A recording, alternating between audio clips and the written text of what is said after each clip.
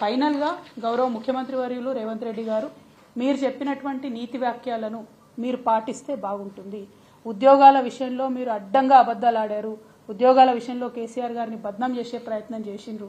ఇప్పుడు మీరు వేసినటువంటి టీఎస్పీఎస్సీ నిజంగా మీకు చిత్తశుద్ధి ఉంటే, నిజంగా మీకు అవినీతి మరక అంటొద్దని మీరు అనుకుంటే తక్షణమే మహేందర్ రెడ్డి గారిని తీసేసి ఎంక్వైరీ వేయండి. అవినీతి జరిగింది వాస్తవమా కాదా ప్రజలకు తెలియజేయండి. రెండవది, కేసీఆర్ గారు వేసినటువంటి ఉద్యోగాలు మేము ఇచ్చినట్టుగా చెప్పుకుంటా ఉన్నారు. దాన్ని మేము తీవ్రంగా ఖండిస్తా ఉన్నాం. మీరు ఇప్పటివరకు ఇచ్చిన 60 ఉద్యోగాలే, ఇంకా కొత్తగా ఏం ఉద్యోగాలు ఇస్తారో, డిసెంబర్ వరకు ఏం ఉద్యోగాలు ఇస్తారో తెలియజేయవలసిందిగా కోరుతా ఉన్నాం. మూడవది, విద్యుత్ సంస్థలో నియామకం చేసినటువంటి ఆంధ్రోళ్లను తక్షణమే తీసి తెలంగాణ డైరెక్టర్స్ వేయాలని మూడవ డిమాండ్ చేస్తా ఉన్నాం.